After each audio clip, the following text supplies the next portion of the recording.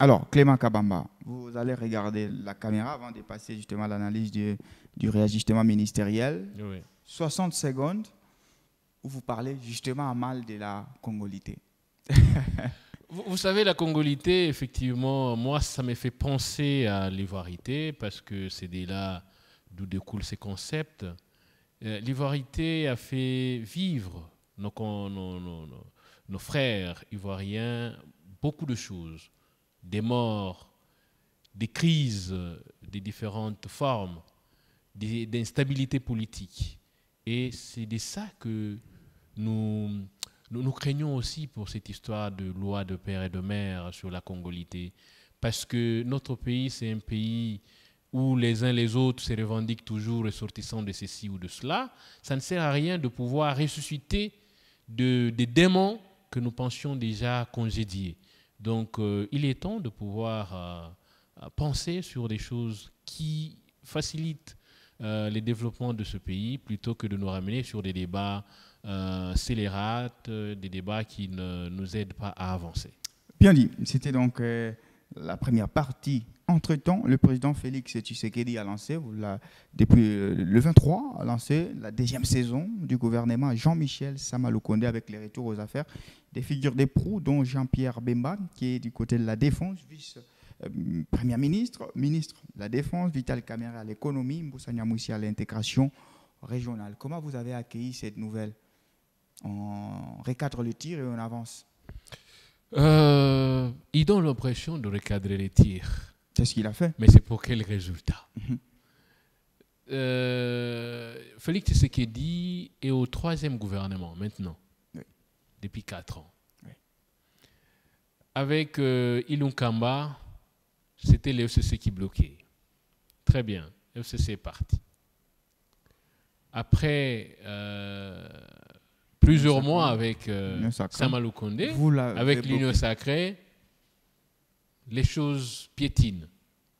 Et que voulez-vous qu'on attende de ces gouvernements à quelques mois des élections, alors que déjà on est à la 4e année de son mandat? Est-ce que c'est dans une année, déjà on est au début du 2e trimestre, est-ce qu'on va espérer vraiment des choses de ces gouvernements? C'est en fait pour moi déjà une équipe de campagne qu'il a mis en place. Ah, donc vous pensez que Bemba, Kamerhe seront ce garçon de course pendant la campagne? Mais ils ont troqué leur ambition présidentielle contre le ministère qu'ils ont accepté. Ils ont accepté d'être ministres, de servir le pays? Non, ils ont troqué leurs ambitions présidentielles contre ces ministères. Parce que Kamerhe ne va pas se briguer encore la magistrature suprême pendant qu'il est ministre de l'économie. Mais il peut démissionner. Bon, on n'est pas dans sa tête de toutes les façons. Bemba également, il ne va pas se porter candidat pendant qu'il est ministre. Donc ils ont troqué effectivement leurs ambitions contre ces portefeuilles ministériels qu'on leur a proposés. Alors dans la pratique, les profils des uns et des autres, qu'on appelle quand même Jean-Pierre Bemba à la défense, Vital Kamerhe à l'économie, connaissant leur savoir-faire dans différents aspects, ou Moussa Niamoussi, qui a un carnet d'adresses assez fourni au niveau de la région, est-ce qu'on ne peut pas donner les crédits des positivités de ces gouvernements? Vous savez, dans un pays sérieux, beaucoup ne seraient pas dans ces gouvernements-là, dans un pays sérieux. Parce qu'il y a des casiers judiciaires déjà... je veux dire, saturés. C'est pas saturé. Beaucoup d'autres sont sortis indemnes. Ils ont sorti indemnes, c'était des gens condamnés. Kamerhe, par exemple, était condamné à 20 ans de prison. Et vous savez comment puis 13 ans en appel. Et puis, oui, vous savez comment il est sorti de... Non, c'est pas la justice qui n'a pas su prouver. Ok, il n'y a pas de problème. Mais au moins, c'est des gens qui ne pouvaient pas être là. Mais aussi, un autre aspect, c'est que Bemba comme Kamerhe, c'est des gens, même en n'étant pas directement au gouvernement, ils avaient des portefeuilles ministériels à travers leurs membres. Donc, ils étaient toujours présents. Mais qu'est-ce qui a justifié qu'eux-mêmes admettent maintenant d'être là? Je crois que c'est parce qu'on leur a dit, vous devez être là, participer pour... peut-être prouver que vous êtes avec nous. Non, non, ou peut-être ils ont fini par comprendre que ce qu'on envoie ne font pas réellement ce qu'on ou bien leurs membres ne cotisaient pas correctement. Non, parce que vous avez été victime. Vous envoyez vos délégués et après un temps, ils vous lâchent. Non, mais leurs délégués ne sont pas partis. Ouais. Eux, ils sont toujours dans l'union sacrée. Qu'est-ce qui les a motivés à admettre personnellement maintenant des portefeuilles et aller participer au gouvernement? C'est un gouvernement qui sera au cœur de beaucoup de conflits.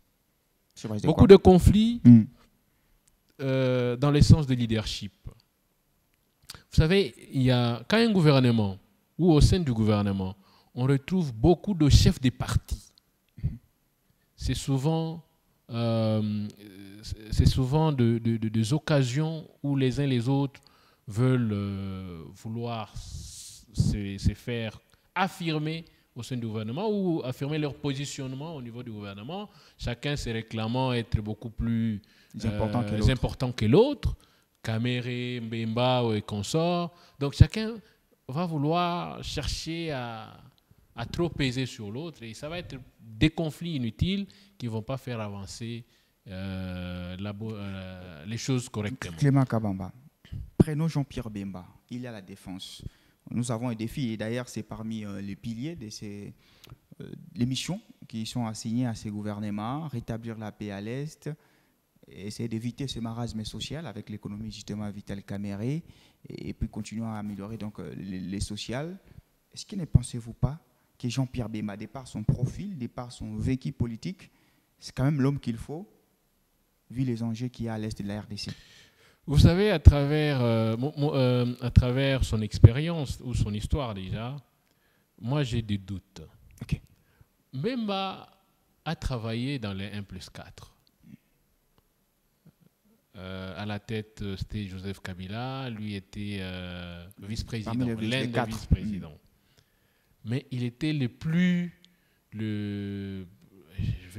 difficiles à gérer. On disait les plus gourmands, parce qu'il lui aussi avait les intentions. Il était les plus difficiles à gérer de tous les 4 vice-présidents.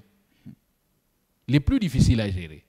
Parce qu'il avait une armée à côté, et ainsi de suite. Et vous savez même ce qui s'était passé, une guerre ouverte à Kinshasa, au lendemain de la proclamation de résultats au deuxième tour des élections de 2006.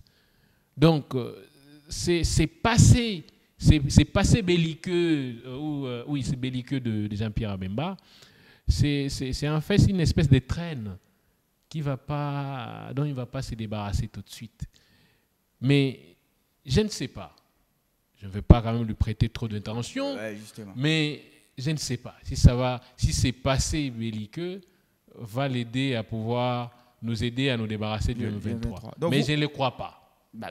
Moi, je ne le crois pas. Vous êtes dans vos droits en tant qu'opposant de ne plus croire à la réussite. Je ne le crois pas. De ces gouvernements. Surtout que c'est dans quelques mois. Vous dites c'est le calcul politicien qui serait derrière ce gouvernement et pas un calcul social. Ce n'est pas un pacte social que Vital Kamere ou Jean-Pierre Bemba ou les autres vont renouveler pour aider le président de la République dans 8 mois de recadrer les tirs si vous pensez que les tirs sont mal tirés. Vous savez, la réflexion a été faite de manière plus claire. On est à quelques mois des élections. On doit reconfigurer les gouvernements, venir avec des actions de maquillage dans tous les secteurs de la vie, que ce soit dans l'économie, que ce soit dans la défense. On va nous faire des actions ou des projets de maquillage. Déjà qu'avec le 145 territoires dont on nous chante tout le jour. Et ça vous fait peur, apparemment. Ça ne nous fait pas peur, c'est des actions de maquillage, malheureusement. Et vous savez, le maquillage ne dure jamais longtemps. Mais ça peut durer pour flatter. Le maquillage ne dure jamais longtemps. Et c'est le maquillage avec lequel on veut piéger le peuple congolais pour se décider au niveau des urnes. Mais le peuple congolais a les yeux ouverts. Depuis très longtemps, il sait ce qui se passe. Ce n'est pas du jour au lendemain, parce qu'à la veille des élections, que vous allez venir avec quelques actions de maquillage, touchées par-ci, par-là, qui va se dire, OK, reconduisons Félix Tshisekedi à la tête du pays, il va continuer. Non, pas du tout. Nous en avons marre. Et donc, à l'issue de son premier et dernier mandat, il doit qu'à partir. D'accord. On vous a suivi, Clément Kabamba Ilunga. On doit repartir à nouveau avec quelqu'un d'autre. Avec quelqu'un d'autre. Vous êtes sûr? Très sûr. Très sûr, parce que c'est lui qui incarne l'espoir du peuple congolais aujourd'hui. C'est quand même les autres reproches que votre parti, on le reproche de ne pas s'implanter dans les coins, les recoins. Vous pensez? Mais Moïse Katumbi, on le veut partout. À Béni, dans le fin fond, au Maniema, dans la province orientale, à l'Équateur même. Où est-ce qu'on ne veut pas Moïse Katumbi? Parce qu'au moins, avec son temps qu'il a passé comme gouverneur ici, Kamere a demandé aux autres gouverneurs de venir faire un masterclass ici. Mais ils n'étaient pas. Et apprendre. Ils étaient les oiseaux de non, même climat. Non, mais aujourd'hui, Kamere, il tiendra le même discours parce que s'il tient un autre discours, on ne le prendra jamais au sérieux. Parce qu'il le disait de manière sérieuse. Il a dit, demandé, comme président de l'Assemblée nationale à son temps, il a demandé aux autres gouverneurs de venir faire un masterclass auprès de Moïse Katumbi. Vous, avant l'Union sacrée, vous avez dit, nous partons aider notre frère qui est en difficulté. Ça n'était pas mal. Qu'est-ce que vous trouvez de mal dans cette intention d'aller appuyer? Vous laissez votre frère. Non, mais vous savez, à un moment donné, quelqu'un que vous voyez noyé, vous allez le secourir. Mais lui veut vous tirer pour mourir avec lui. Mais l'effort, c'est de faire quoi? Oui.